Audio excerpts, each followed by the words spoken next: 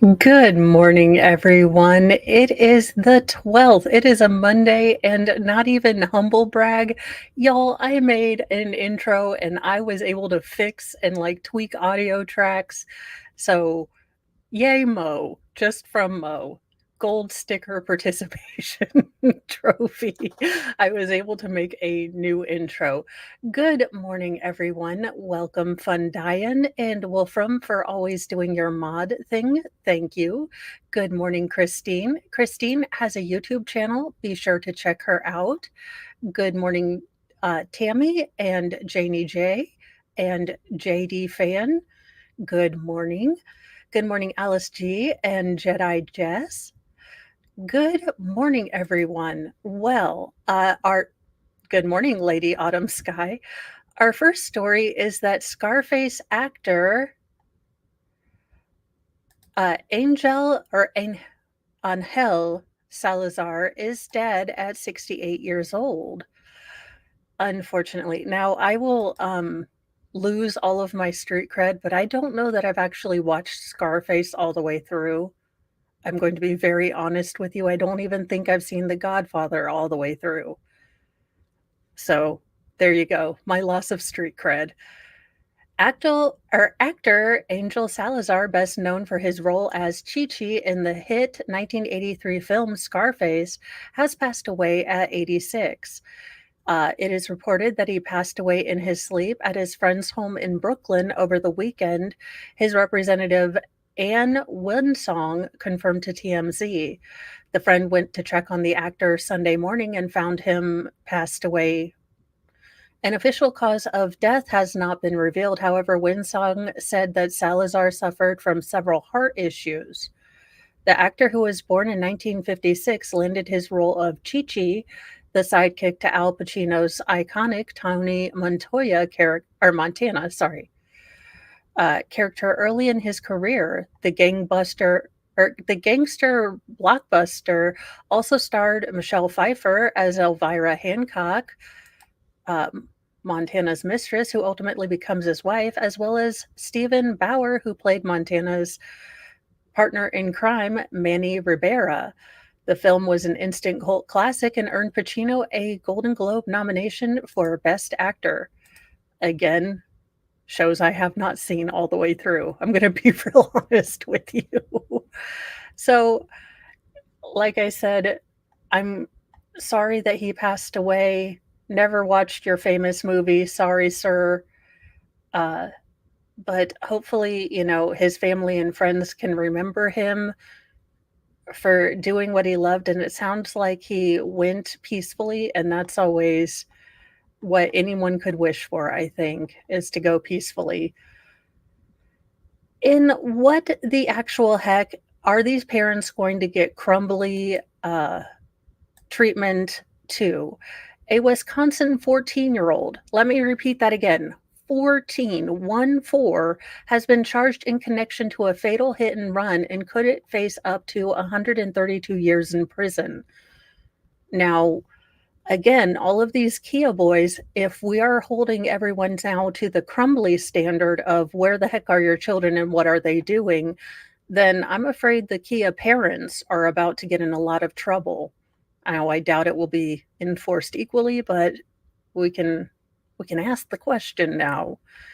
Authorities in southern Wisconsin say a 14-year-old boy has officially been charged for his connection to a fatal hit and run and could face up to 132 years in prison. According to a release from the Milwaukee Police Department, 14-year-old Zacchaeus Joshua Alexander has officially been criminally charged by Milwaukee County District Attorney's Office for a series of egregious crimes. Officials say one of the charges for Joshua Alexander's is the role that he played in a fatal hit-and-run crash that happened around 6:20 p.m. on July 27th on the 100 block of West Walker Street. Good morning, Audio Coffee and Greedy Bloke. Other criminal charges issued against Joshua Alexander's are as follows: knowingly operating a motor vehicle without a valid driver's license causing death, driving a motor vehicle without consent, and fleeing police. If convicted of said crimes, police say Joshua Alexander could face fines of up to $220,000 and face up to 132 years in prison. Now, the statement released by the Milwaukee Police Department says, "To our community, we ask that you positively engage with our young people. Teach our youth that reckless, dangerous, and harmful behaviors ruin the lives of victims, families, and the offenders themselves. Support and encourage our young people to make responsible decisions. Causing harm to people or property is not acceptable. We need everyone to be part of the solution."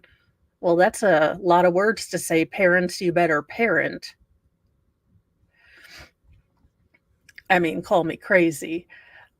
In something I may be watching, but it looks like it's going to be a big old dumpster fire, and I'm kinda here for it. Oh, no. Dang it. The Secret Lives of Mormon Wives, a docuseries set to unpack the viral Mormon momfluencer Smexy scandal. I mean, okay.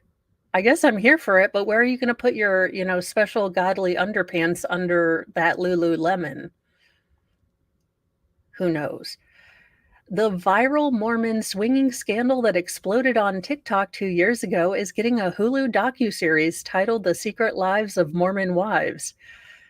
The six-part documentary is set to premiere on the streaming platform in September, and it will chronicle how a, quote, "scandalous world of a group of Mormon mom influencers imploded when they got caught in the midst of a swinging smexy scandal."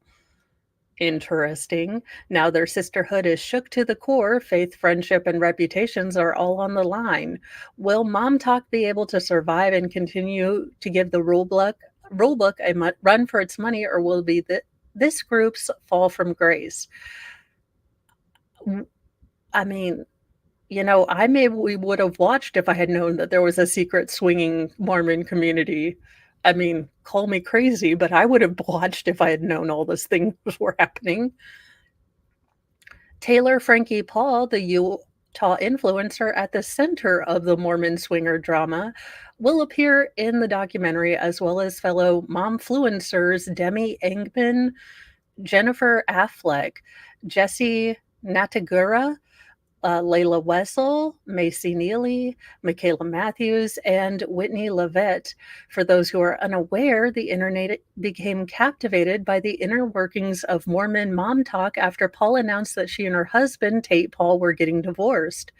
During a 2022 live stream, now the 30-year-old influencer revealed that she had engaged in soft swinging. I didn't What does that mean? Like, you just send Hallmark cards and, basically have an emotional relationship with your friend's husband? What is soft swinging? I would assume that you would want certain pieces to be a little stiff. Stop being a 12-year-old Mo. In her video, Paul explained that she and Tate, who share two children together, had an agreement in their relationship, but she did step out of their agreement by going all the way with an unnamed man in their close-knit community. The whole group was intimate with each other, she claimed. It wasn't like I was going around hooking up with my husband or my friend's husband. It was like we were at a party, I got belligerent, and we went and messed around by ourselves rather than with the full group. So do you drop the keys, like, in the punch bowl? I'm confused. I mean, so is like halfway swinging where you only take like half of a key? I need to know these things. If any one of you would like to be interviewed by Mo in the Deep End, I'll be sure to ask all of the relevant questions, such as what the hell is soft swinging?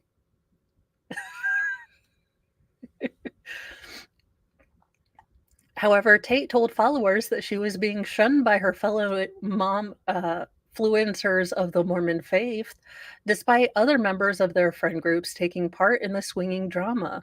Unsurprisingly, her comments led people on the internet to decipher which TikTok stars were involved in the scandal, though a number of Mormon TikTok moms have denied their involvement.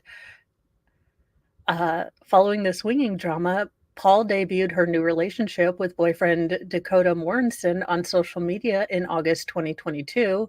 She was arrested on assault and DV charges in February of last year, and Paul later pled guilty to aggravated assault, while 4 other charges were dismissed with prejudice. At the same time, she announced that she and Morrison were expecting their first baby together. This just seems like a whole hell of a lot of crazy, and I'm kinda here for it since Sister Wives has imploded. Now you understand, y'all, why I'm not a momfluencer, because those women are nutty. Not to mention, I can't wear leggings anymore. I don't know if I'd be allowed in the group. Well, Boeing continues to suck out loud. So, Rachel Reagan of Australia, you are a terrible dancer, but you don't suck as bad as Boeing. They went to space for 8 days, and they could be stuck, until 2025. Boeing just rolling out those ones this year. When 2 American astronauts blasted off on a test mission to the International Space Station on June 5th, they were expecting to be home in a matter of days. But things didn't go quite to plan. In fact, Barry Butch Wilmore and Sunita Williams are still there, floating high above the Earth nearly 2 months later. The pair, who are stuck indefinitely, now face the sudden prospect of missing the summer entirely and even spending Christmas and New Year's in space. Mr. Wilmore, 61, and Miss Williams, 58, flew a Boeing Starliner spacecraft to the station.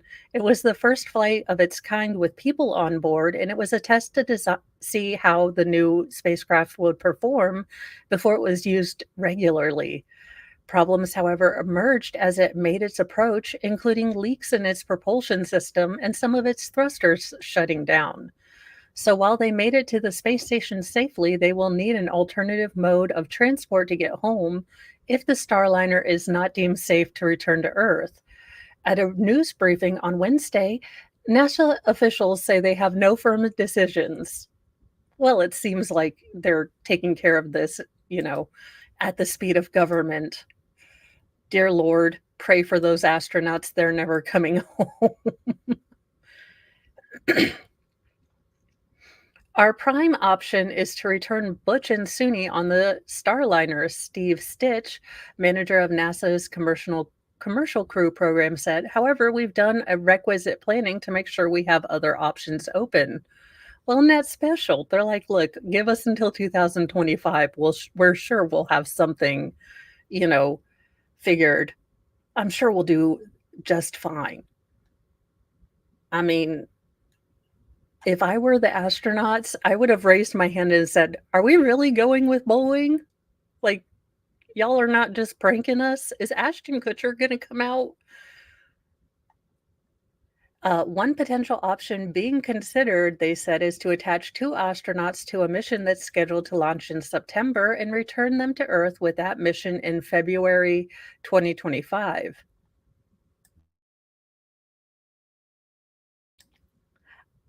I I have no idea. I mean, this is oh my gosh, if MTV could make a real world The Space Station, they were only supposed to be there for 8 days.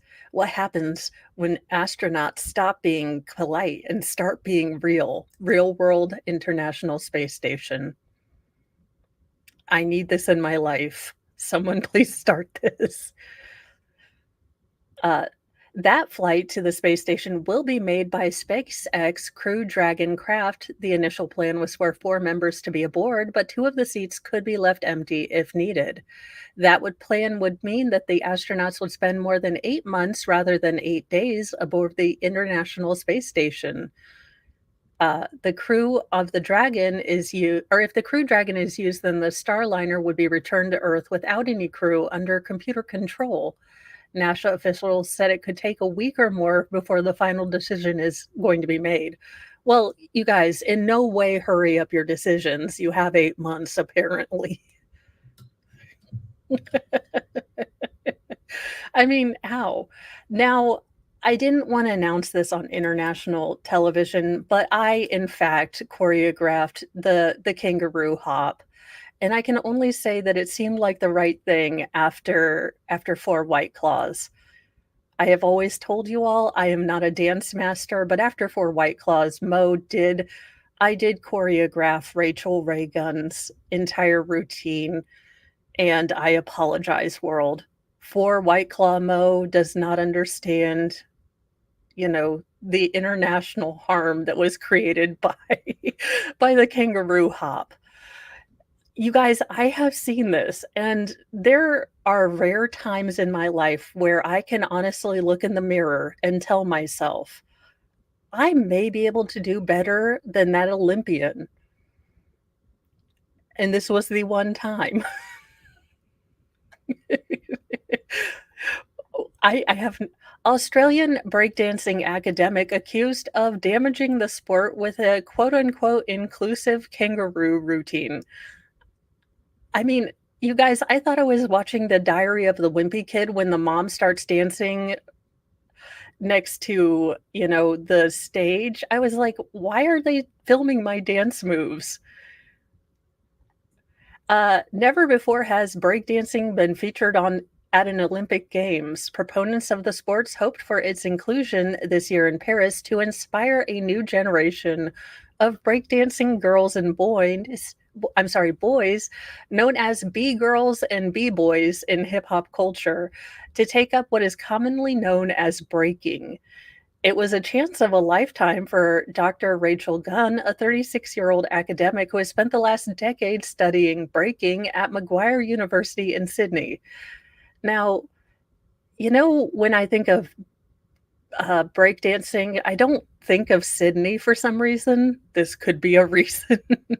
But critics are now saying that the sport could be set back years in the wake of her performance, which has sparked widespread mockery. I mean, again, you guys, I apologize for the kangaroo hop. I thought it was cute. Alongside 16 other competitors, Dr. Gunn, who uses the name Ray Gunn while performing, entered the arena in her Australia outfit. I can't. And produced the standout performance of the event. Fortunately for her, the innovative moves did not result in an Olympic medal. Australia's top-rated breakdancer failed to score a point, any point, at any time in 3 rounds. I would feel bad, but I've been giggling too hard. In the hours after breaking's introduction to the world's biggest sporting competition, clips of Reagan's performance began to go viral on social media. They showed her jumping around on the stage, imitating a kangaroo, rolling around on the floor, spinning on her head. At one point, she appeared to squirm on the floor while attempting to touch her toes. Now, that move I did design specifically as an ab movement for those of us with maybe, complex relationships with our BMI. I didn't realize she was going to use that. Thank you for the super chat, Unhung Hero. Need to petition for Olympic hobby horsing in 2028. I mean, I don't know about Miss Raygun, but I feel inspired to start breakdancing. I mean, if she can be an Olympian, I want a free. Oh, wait, the next one's in Los Angeles. Never mind. I'll continue to keep my skills under wraps until we go to a better place. The comments, the memes, the comparisons, and the ensuing backlash were almost universally critical. One person compared her performance to what my nephew does after telling all of us to watch this. Another section of her routine looked like someone trying to take a duvet cover when they're too hot at night. One of the most critical commentators wrote that Dr. Gunn had set breakdancing back 40 years. I mean, no, she didn't. Look, she's on her head, she's spinning, she has really classy hoops on. I mean, that's okay. That was my move of, am I going to get up and exercise this morning or am I going to lay in bed? And she chose to get up and kangaroo hop. That was me when you're attempting to do a sit-up, but it just goes all wrong. I mean, I had really creative ideas. That's a half burpee when you feel like you're, doing something, but not so much really. I mean, I tried, everyone. Breakdancing was first created by African American and Latino teenagers in the Bronx through borough of New York City in the 1970s when hip hop culture was also first emerging. And Dr. Gunn has apparently spent years just searching researching the complex hierarchies and all the things about breakdancing. Following the backlash, papers and articles Dr. Gunn has written prior to the games quickly resurfaced, discussing how dance culture could be opened up for those of other backgrounds. Uh, in a third person co authored article published on Hip Hop and Dance Almanac blog, Dr. Gunn wrote that she wanted to make a point of distinguishing breaking from traditional. Okay, who would let this woman talk about hip hop? I mean, this is like me going in and saying, "Okay, on my dissertation on gin and juice and how it really just displays beverage colonialism." I mean, what is going on here? God bless you, 2024. You keep shining on, you absurd diamond. Uh, she she did this, she argued, to avoid any possibility that people might consider that she, a white Australian academic, speaks for or represents hip hop culture in any way. Ma'am, we have seen you dancing. You do not represent hip hop culture. We are quite aware. She said that breaking was the only part of her life that she hoped that by acknowledging she wouldn't be seen as a gatekeeper of hip hop. No, I don't think you're gonna be a gatekeeper of hip hop. Uh, Gunn Dr. Gunn also argued that meritocracy inherent in the male-dominated culture of breaking was exclusionary, and people of all abilities should be welcomed. Well, thank you for making a special pit stop to represent those of us who have no rhythm. We feel seen, we feel heard, but we all dance when no one's watching, and you kinda just broke us out here. She's previously spoken of her research into the cultural politics of breaking that explores gender, race, and politics around the identity and representation, and how all style dance battles can increase inclusivity on the dance floor.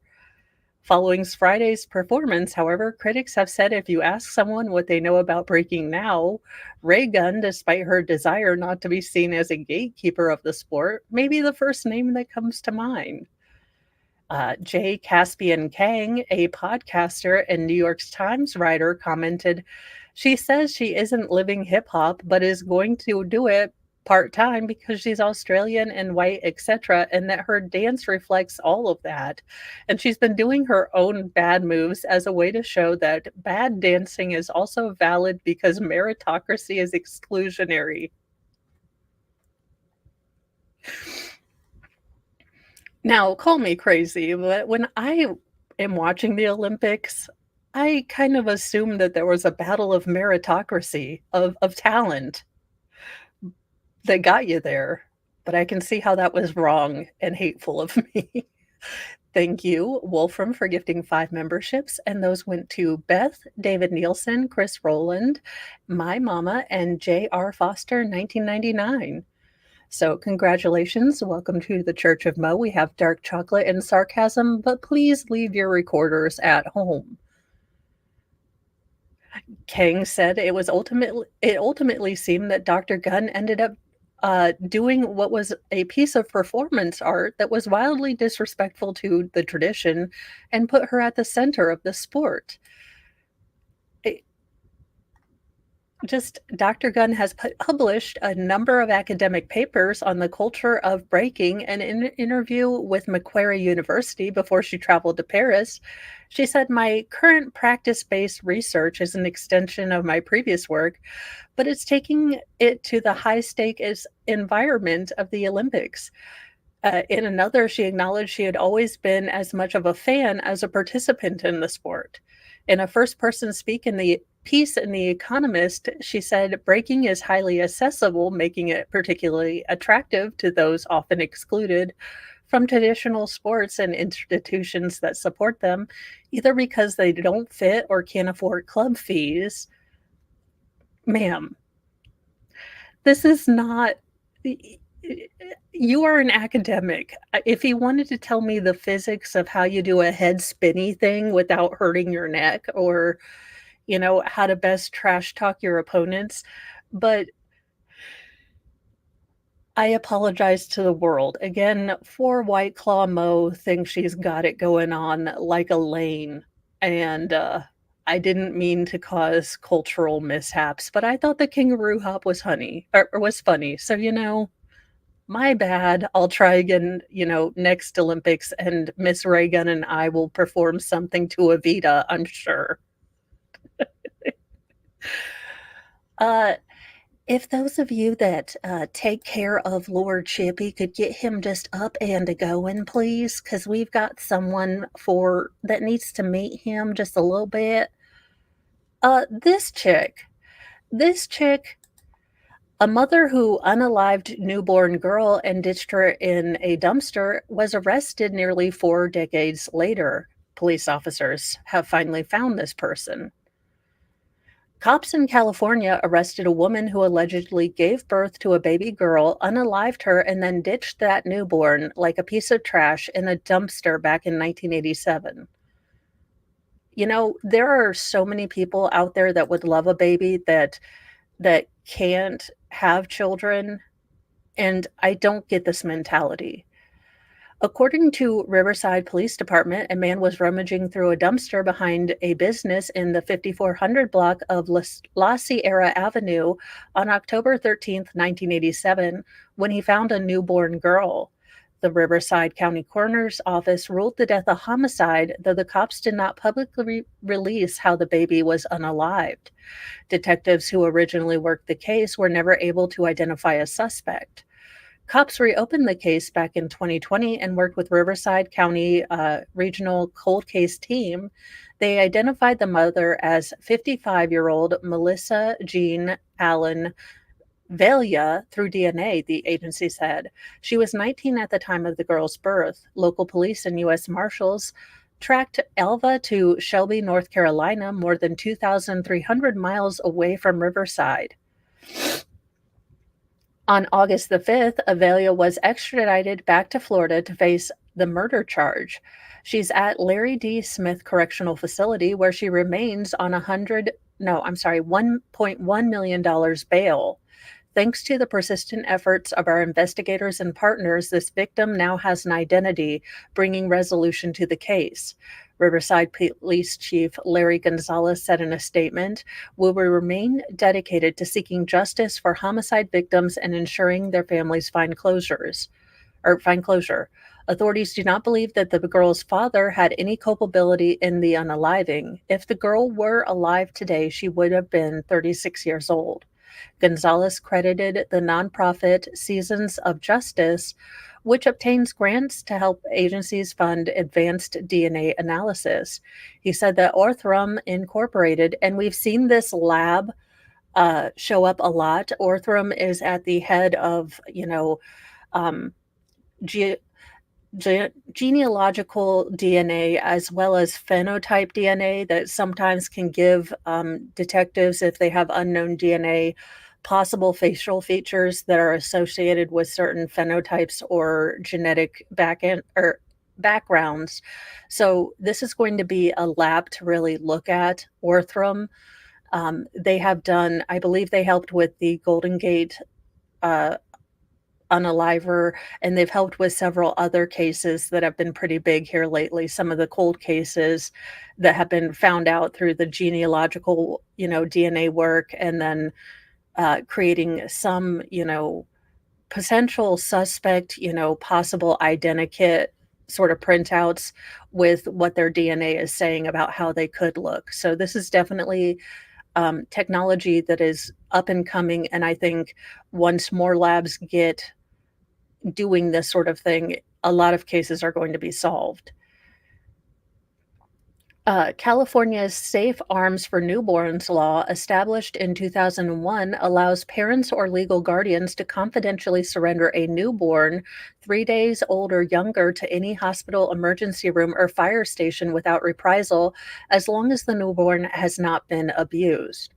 Other states call it the safe haven law. In Indiana, I know we have baby boxes, warmed baby boxes in fire stations and things like that. So if you're having a struggle, if you can't keep this baby, you can take this baby to a thing. And I'm glad they have these laws now. This woman needs to pay.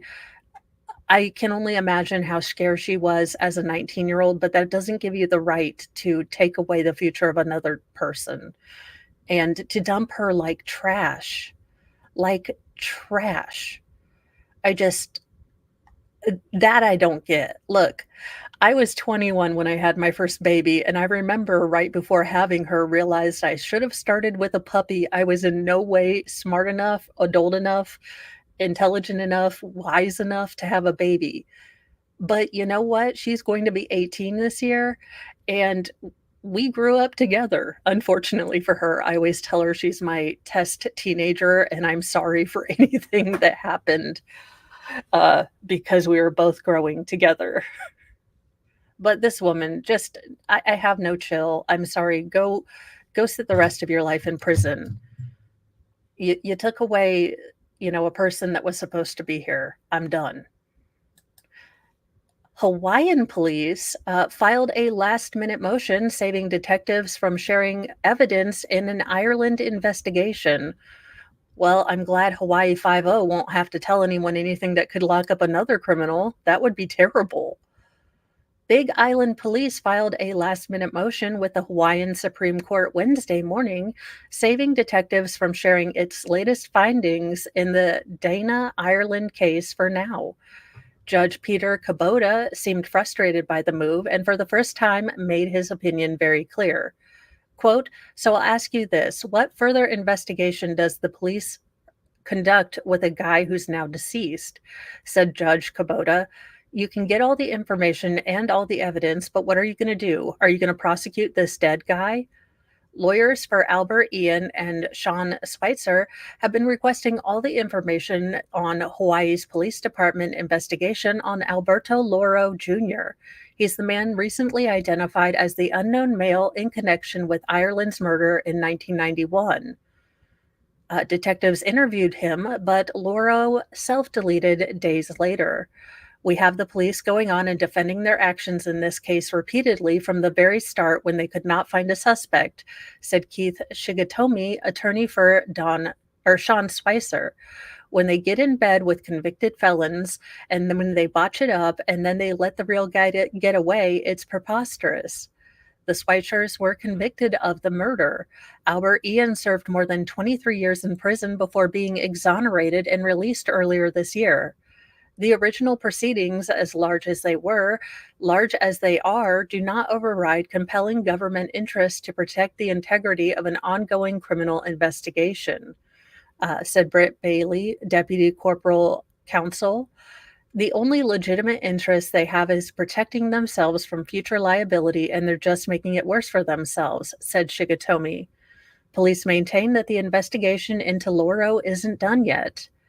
"It can go on as long as you want to delay this, but the problem I have here is that these guys were convicted 23 years ago, and they're seeking a determination of actual innocence," said Judge Kubota. "In my view, justice delayed at your behest is justice denied." Judge Kubota ruled that he will await ruling from the Supreme Court before taking any action. So the cops picked the wrong two guys, kept them in prison for 23 years, and then when the guys want to take, action against them because they botched the hell out of this case, they're like, we're investigating. Yeah, we're investigating this other guy." Absolutely ridiculous. Hawaii, get it together. You're making me not want to even visit there.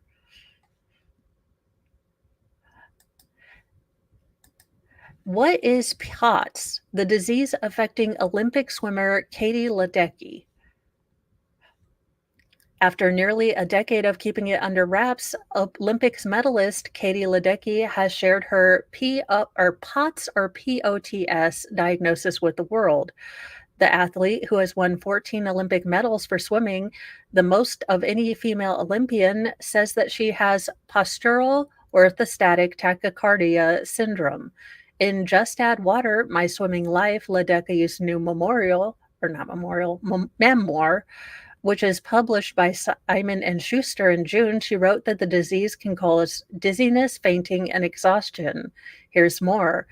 Uh, POTS is a disturbance in the autonomic nervous system, which controls some of the normal regulatory functions of the body, according to Dr. Blair Grubb, a cardiologist and expert on POTS, the University of Toledo College of Medicine and Life Sciences. When a person stands, gravity will try to displace downward roughly 20 to 30% of the body's volume, he told Fox News Digital.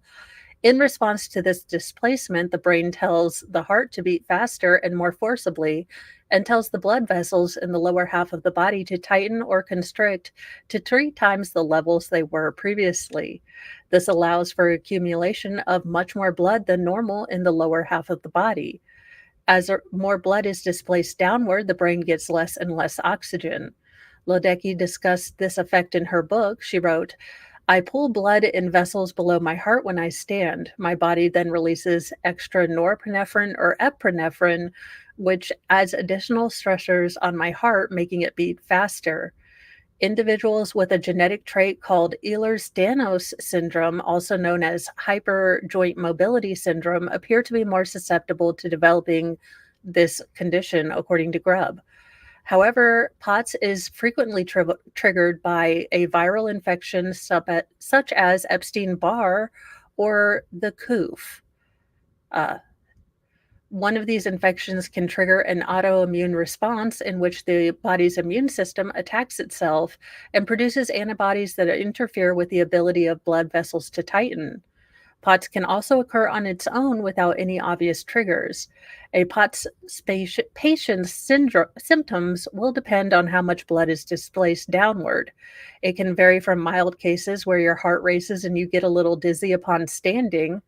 Well, I mean, I thought that happened to everyone. I guess this is something maybe I should talk to my doctor about.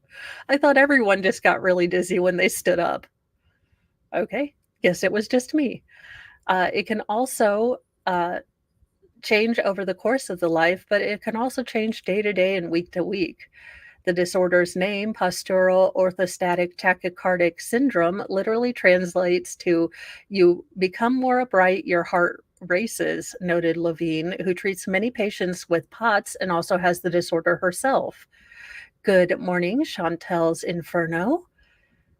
Or Shantae's, sorry. It has been a not good day for Mo reading words as they are written. Your heart will flutter in an attempt to properly oxygenate the brain. Now, I mean, I think it's amazing that she's able to do all of these Olympic things with, this thing that she has.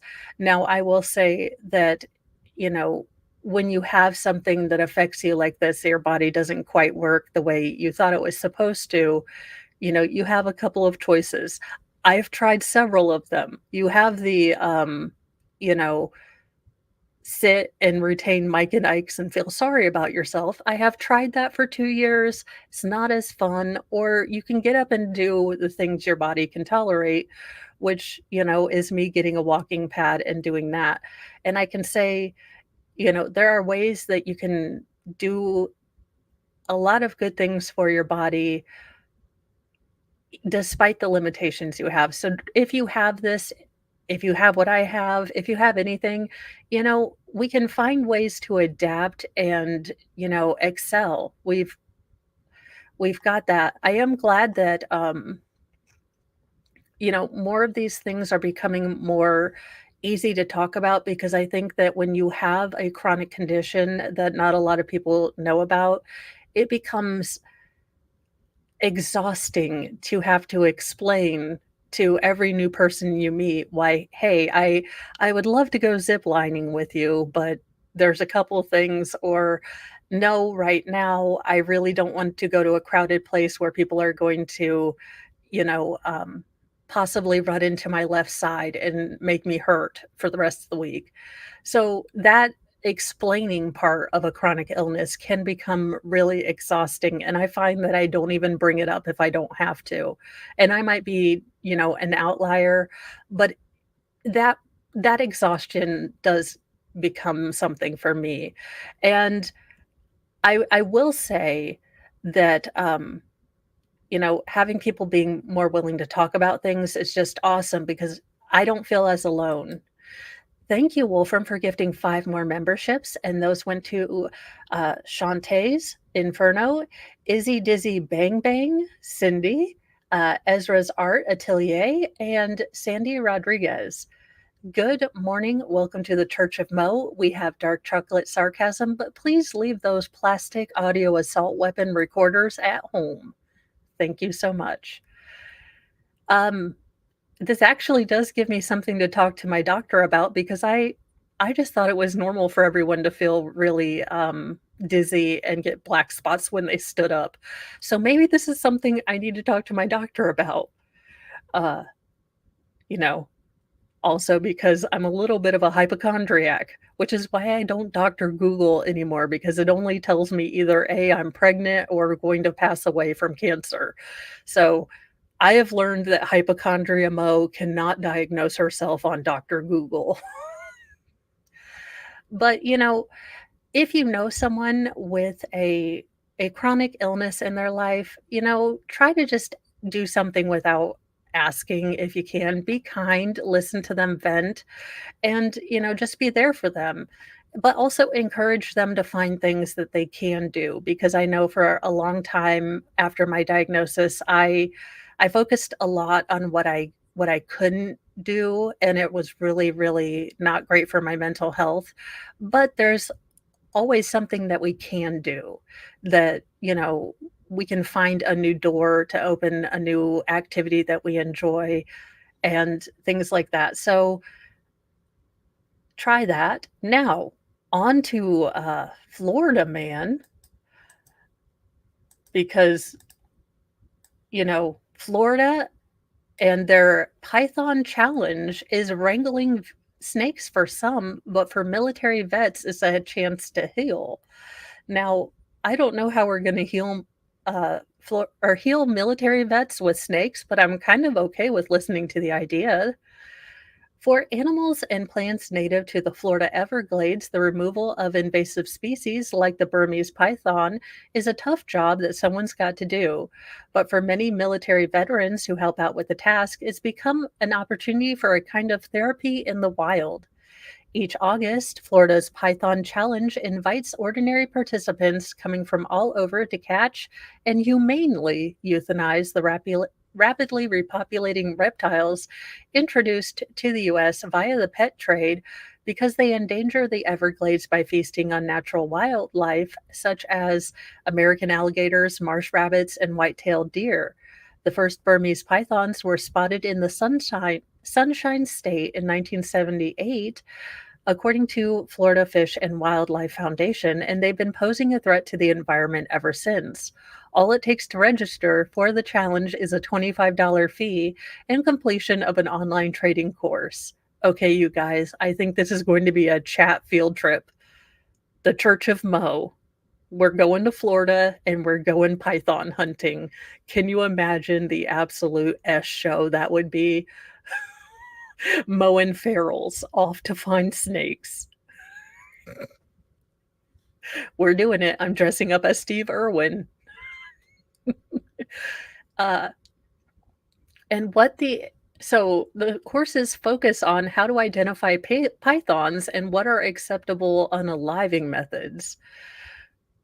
Then it's open season. This year's challenge begins Friday at midnight and will end on August 18th at 5 p.m. Going into the weekend, there were 729 competitors who had registered. Challenge spokesperson Lisa Thompson told CNN.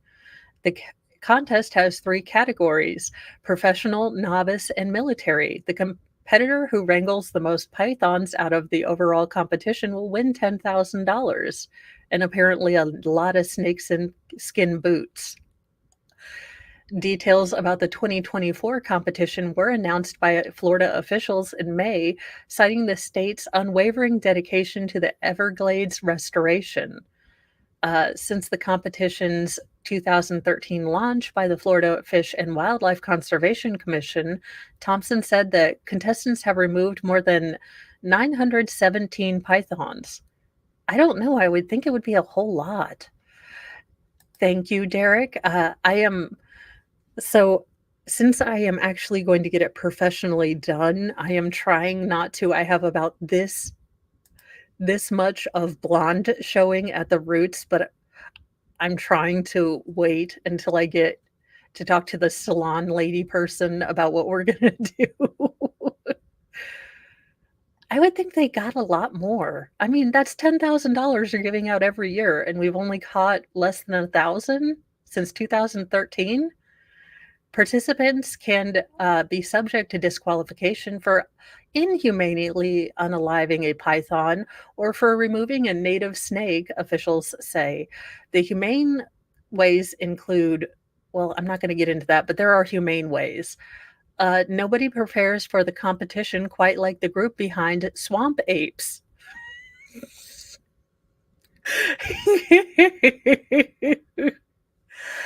A nonprofit founded by Floridian Tom Rahill and supported by state agency. The organization encourages pythoning, or the act of removing pythons, among other nature initiatives to serve veterans as they reconnect with the world around them. I mean, I don't know. I have some questions, but I don't know if reintroduction to society includes unaliving snakes. But hey, some some people have to be free to break dance their little hearts out, or find pythons. Ray Hill and other Swamp Apes member, retired Command Sergeant Major Thomas Aycock, are year-round python contractors, also with the Florida Fish and Wildlife Conservation Commission. They are currently defending title holders in their respective categories for the challenge. Longest python in professional category for Ray Hill, and runner-up for most pythons caught in military category for Aycock. The nonprofit uses the challenge to help remove or promote its mission to recruit veterans to be hired removing pythons all year long as contractors. I mean, well, it keeps them out of selling LuLaRoe, I guess, or doTERRA. Can you imagine? Or Kirby vacuums. I mean, there you go. Wrangling the up to 19-foot snakes is also a form of therapy for veterans experiencing post-traumatic stress disorder, traumatic brain injuries, disabilities, or difficulties returning to civilian life. Yeah, but I don't get how like going full First Blood Rambo on some snakes is going to help you adjust to Walmart. Wait a minute. I can possibly see a correlation. Many veterans feel they can't contribute to society when they return home, Aycock told CNN, and that's unfortunately what leads a lot of them down the path of self-deletion. And for us to be able to get them out there, get them thinking right, get those endorphins flowing, get that brain working again, making them sweat a little bit, get them out there busting the swamp and getting dirty, it brings them back. Okay. I mean, I guess I can understand that. And, I have been to Sam's Club on a Sunday, so I can understand that. Be safe driving out there, Fun Diane, and good luck and safe drives. While Ray Hill isn't a veteran, he's a lifelong wilderness lover, and he started thinking of ways he could benefit those who had gone through multiple deployments as he listened to other experiences of his relatives during their tours in Iraq and met veterans and dealt with the painful absence of his wife as she taught in Arkansas. I believe the Lord put that in my head. Look, you're not thinking about your wife and your grief for missing her for 3 or 4 in the morning, then when you've got a big 10-foot python wrapped around your arm. He officially founded Swamp Apes in 2017. Aycock says the act of pythoning is a great way to relieve a day of stress. Well, I mean, I guess it would be. Uh, in addition, it, helps give a sense of self, gaining self-pride. I mean, if they can get veterans that love to be outside, a way to be outside away from people and do something constructive, as much as I joke, absolutely, because as as a family member, as the only family member who flunked basic, yes, running is not most jam.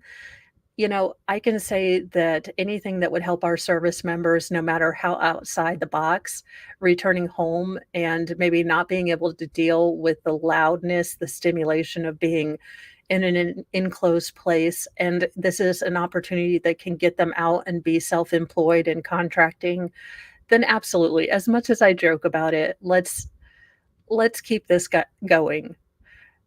ACOC encourages recruits to get your hands wrapped around a python and forget about your cares and worries.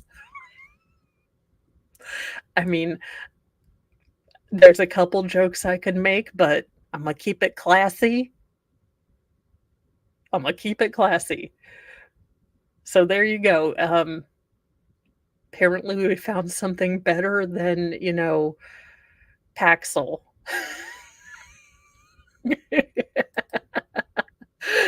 Thank you.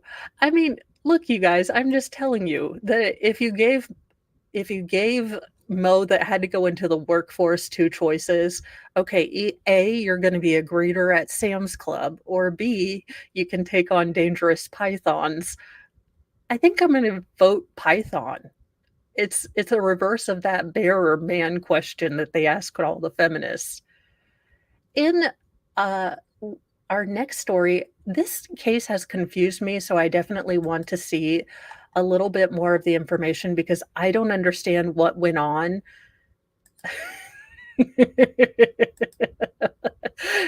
Fedorowski, good. I was gonna be nice and make up a tame joke and say it's hard to wrap your hands around the Hulkster's pythons, or, choke a snake and it'll make your day great. Dang it, Mo, you're supposed to keep that inside voice. I mean, give a snake a neck hug. If you give a snake a neck hug, he'll want to become Boots. And if he become Boots, well, then you'll need a belt to go with it. So a judge dismisses final murder charge against quote unquote habitual offender in beloved Jewish leader's stabbing death. Oh my gosh, you have no idea how much I would blast that out if I became a snake hunter. I'd actually have my entire outfit. I mean, I would base it on the Tiger King, but it would be the Snake Queen. And if there wasn't, a viral clip of me, we're financially ruined. We are ruined. um, Back to some little bit of seriousness. I am wondering what happened in this case because this seems like another botched investigation because this man has basically gotten away scot-free, which could mean that they had tunnel vision and found a man and didn't have any supporting evidence, but the bungling of this case is very odd to me. I haven't kept up with it. I'm gonna have to do some looking in on the back side of it, but as far as the law is concerned, it's back to square one for Michigan authorities in proving who killed beloved Detroit area Jewish leader Samantha Wohl, 40. Jurors previously acquitted Michael Jackson Bolanos, 28, of first-degree murder in her stabbing death, and Judge Margaret Van Houten of Michigan's Third Circuit on Friday dismissed the felony murder and home invasion charges that remained against him, according to the Washington Post. The jury had been deadlocked on those latter charges. The legal rationale for the dismissal was reportedly based on 2009 U.S. Supreme Court Yeager versus United States. In short, the charges got dropped because the jury was hung on them while finding him not guilty on the first-degree murder charge, which shared the same basis. Jaxis Bolanos reportedly admitted yes, he was found out early on the morning of October 21st, 2023, to look for cars to break into, but that he had only encountered Wall's body. Checking for breath, he got blood on him when he touched her neck, and then he fled the scene, he maintained. Van Houten in the court blasted him as a proven liar and that he had become a habitual offender in light of his previous criminal history. If lying was an Olympic sport, you would get the gold medal, sir, because you told lie after lie after lie throughout those investigations and interrogations, the judge said. She sentenced him to 18 to 15 years in prison. Jackson Bolanos' defense team called the decisions unfair and promised to appeal the sentencing. Cops were initially called out the morning of October 21st after a neighbor found Wall, beloved president of the Isaac Agree downtown synagogue, stabbed to death outside her home in the Lafayette Park neighborhood. A trail of blood led to her home, and there was evidence of a struggle. Initially, many of Detroit's Jewish community feared that Wall's death might have been a hate crime, though Detroit Police Chief James E. White said that there was no indication of this being an anti-Semitic murder. Police eventually took one person of interest, an ex-boyfriend to Wall, who had called 911, stating that might have killed her, but he did not remember. Now, he testified that his call was due to him increasing his dose of a new antidepressant and being high on the devil's lettuce. According to the Post, Jackson Bolanos was the second person of interest brought in, and he was charged in December. So I really do worry that because they have taken one swing and they have probably botched this investigation so much, this woman will never get justice on earth. Yes, I think so he was a person of interest, but I'm guessing they were able to alibi him even though he confessed while, on Prozac and the devil's lettuce or what have you. As a person that uses CBD for pain, none of my gummies have ever induced me to want to, I don't know, admit to a crime I didn't do. I mean, maybe he had some of them weird gummies, like the if I did it gummies. Just weirdness.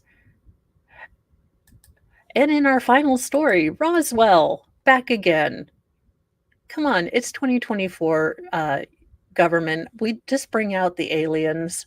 I mean, you need something to distract from your horrible, horrible job. Bring out the aliens. A secret UFO crash 6 years after Roswell, still of concern to U.S. intelligence officials, leaked texts revealed slack-jawed. Roswell was just the beginning. The 1947 UFO incident that rocked the small city in New Mexico and shocked the world was followed by a less famous but perhaps even more damning event 6 years later, with recent government text appearing to shed new light on the night in question. When the partially redacted communication shared on social media, a top-ranking intelligence official notes that the public would be slack-jawed if they knew the entire truth. The information reveal appears to validate long-standing urban legend in the city of Kingman, Arizona, a Route 66 pit stop one state to the west, where locals have spent nearly three-quarters of a century retelling the story of a 1953 crash. Multiple onlookers reportedly saw at least one UFO go down on May 21st just outside a small Mojave Desert city located 100 miles from Las Vegas. It's very rare to have multiple witnesses, multiple sources of information confirming an incident like this.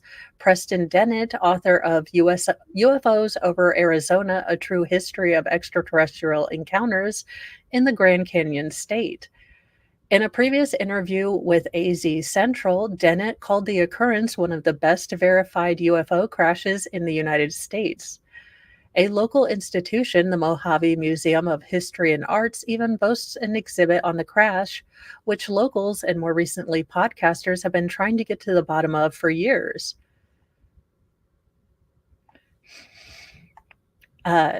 Harry Drew is one of those local. The area historian created a documentary on the extraterrestrial mystery a number of years back. Drew told 8 News Now that witnesses described seeing 8 UFOs, also called unidentified aerial phenomenon, modernly in the night sky, engaged in what appeared to be some kind of battle. Ultimately, he said 3 crafts went down. The crash occurred around the same time as a nearby Nevada nuclear test series codenamed Operation Upshot Knothole. Knothole? I mean, it's not Balloon Knot from, the Karen Reed trial, but I mean, Upshot Knothole? Who was in charge of making these names? Consistent with other global sightings of UFOs near spike points of radiation, an atomic bomb was detonated 2 days ahead of the incident, according to the report. During the night in question, one craft was burned up when it collided with the mountain. Another was found intact in the desert with no damage, and a third crash landed near a small reservoir, which the military and team of scientists camped around to recover, Drew claims. Interesting. Although much of the researcher's theory has been debated in the UFO world, he also believes experimental radar brought the crafts down. Dennett collaborates with military in response of 40 officials to one of the sites. The object was described as metallic, 30 feet wide and 3.5 feet high, oval-shaped with portholes, Dennett said in 2016. Inside were 2 to 4 4-foot-tall humanoids, deceased according to most sources, with large eyes and wearing metallic suits. The pilots appear to have died in the crash. What does the government know? Well, not much. In the many years to follow, Dennett has traced the incident through old reports and government documents. He uncovered a frequent code name used for one scientist, Fritz Werner. We know him to be Arthur Stansel, Dennett said recently. It was Stansel's job basically to determine the speed of the objects as they came down based on the gouge made in the soil, and he estimated it was about 1,200 miles per hour. The project was top secret. Scientists arrived in blackout buses so they wouldn't know where they were. An Air Force colonel impressed the importance of staying quiet on the group. See, this is why we can't have UFO stuff today, because everyone would be like, okay, you guys, I'm on TikTok, legit, don't tell anyone, but I'm here with the government. I mean, we could not keep our mouths shut to say anything. However, 20 years later, Stansel signed an affidavit confirming his presence at the mystery site. Dennett claims the government took the craft into secret custody, according to information of a claim revealed 50 years after the fact. These craft are scooped up and taken to various Air Force bases, scientific labs, and studied intensely to figure out exactly what they are and how they work. While this may all seem like an excellent plot for a science fiction thriller, the eye-raising reports appear to have been further legitimized when a former intelligence officer recently went public with a text conversation he had with an unidentified senior government official in 2020. Blank and I are making huge progress getting to the CR program. He plans to meet with you at some point. Blank would be slack-jawed if they found out what we know. So this is Christopher Mellon. Right now, we haven't gone that far back. We're dealing with the uncovered AUP that landed in Kingsman, Arizona in the 50s. We're vacuuming up info as Blank gets read in. We know the management structure and security control systems and ownership of CR.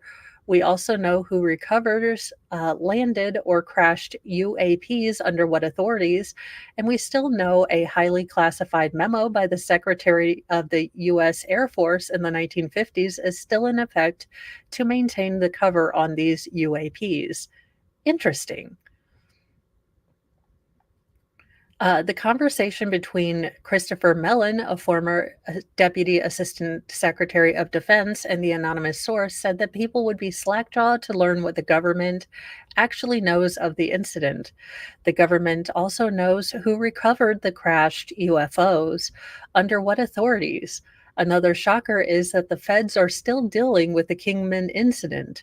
We're vacuuming info up, the partially redacted conversation reads, where we also know that a still highly classified memo by the Secretary of the United States Air Force is in effect to maintain cover on those UFOs. Well, dang it. I wanted to learn about UFOs. If we're not going to get flying cars, I want UFOs. Look, I had to watch multiple versions of that chick try to do breakdancing. I want to learn why ET is here, or they lock our doors on the way away from our planet. Anyhoozle, guys, there you go. I apologize again for my Australian choreography, and I promise to be a better ambassador of hip hop and breakdancing next time. Have a wonderful day. I will probably see you guys in the afternoon. I've got to go. I get to go to the Social Security office near my local town to turn in paperwork they didn't get through the mail. Thank you, UPS or US UPS. Anywho, I will see you guys. So I might not have morning newsy nuggets, but I will have afternoon newsy nuggets depending on how long I get to stay at the Social Security Administration. I'll try. I do like my punching thingy. I don't have enough cardboard. Maybe when Nicholas gets here, we'll both start doing our line our dance moves. You know, Mo and Nicholas, the breakdancing team that will win America and the world over. Bye, you guys. Have a great day. I think I am sending you over to someone, and I cannot remember that. It is a Monday. I will see you guys in a little bit. Have a great day, everyone. Let me